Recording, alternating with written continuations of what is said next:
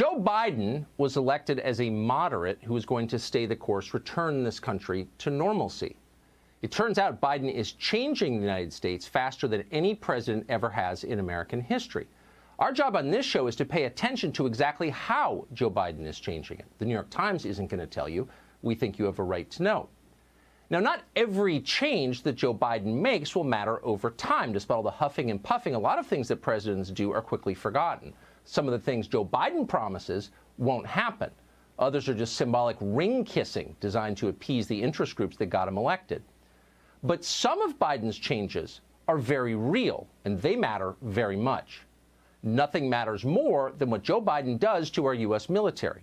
Our military is the last functional institution of any size in this country. It's the last institution most people trust and respect. It is by far the most important. A weak military means no country, period.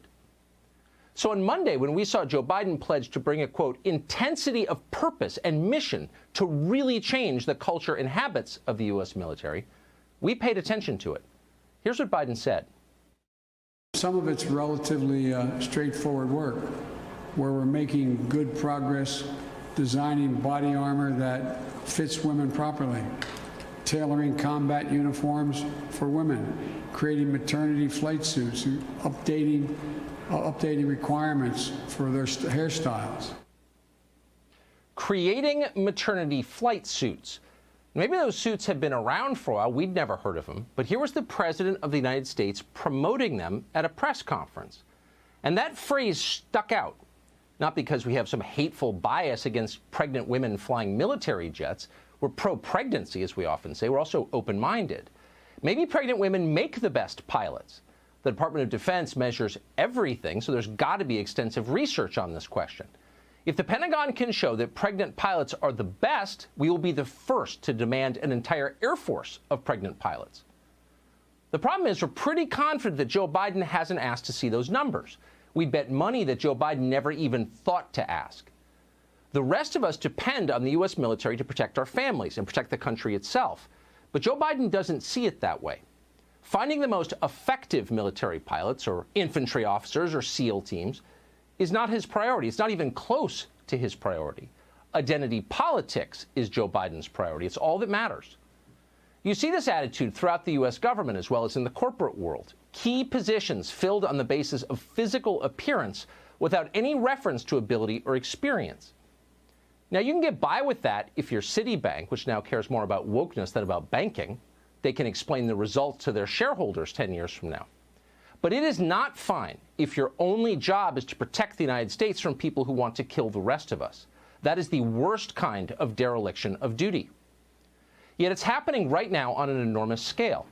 Just this week, the Biden administration announced that the Pentagon, they can explain the results to their shareholders 10 years from now.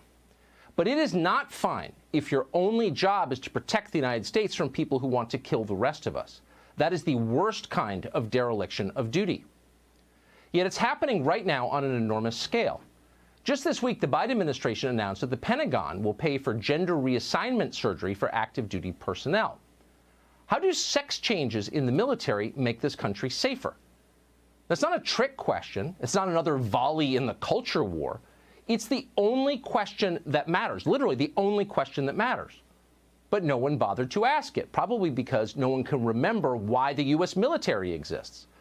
Here's a reminder. The U.S. military exists to fight and win wars. That's its only purpose. The U.S. military is not an NGO. It is not a vehicle for achieving equity. It's not a social experiment. It's definitely not an employment agency. Nobody has a God-given right to work in the military. No one does, and that includes all of us. If you ever hear this show whine that Delta Force is discriminating against paunchy 51-year-old cable news hosts, you'll know that we have lost the thread, because it's not about us. It's about the country. Making people feel valued and included is a good thing.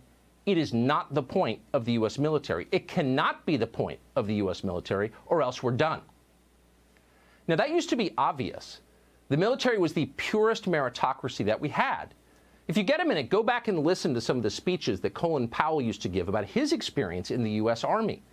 The military was willing to judge Colin Powell purely on his talents, something that few would do at the time. Powell was smart and capable, and for that reason, in the end, he became chairman of the Joint Chiefs of Staff. He was justly proud of that, and so was the country he served. Would Colin Powell's story be possible today? No, it wouldn't. Joe Biden has put a man called Lloyd Austin in charge of the Pentagon. Biden plucked Austin from the cynical world of private equity, but you're not supposed to notice that. You're supposed to notice only that Lloyd Austin is black. The real headline, however, is that Lloyd Austin is the second defense secretary in a row to have been on the payroll of Raytheon, the massive defense contractor. If you saw something like that happen in a Central American country, you would call it corruption, and you would be right. For centuries, our military has been self-consciously nonpartisan. In a democracy, it has to be that way. The military has to be nonpartisan. No country can survive if its armed forces become a tool of a specific political party. We know that because it happens all the time, all over the world, and the consequences are always horrifying. It has never happened here. But Lloyd Austin is openly political. In his first days on the job, Austin made the entire armed services submit to a kind of political purity test. Anyone who had views that Lloyd Austin found, quote, extreme, had to leave. The rest of us watched as this happened. We saw it. Once again, no one said anything. The left approved. The right felt hamstrung because they support the troops. Of course, if you support the troops, you probably should speak up when they're being abused, as they were.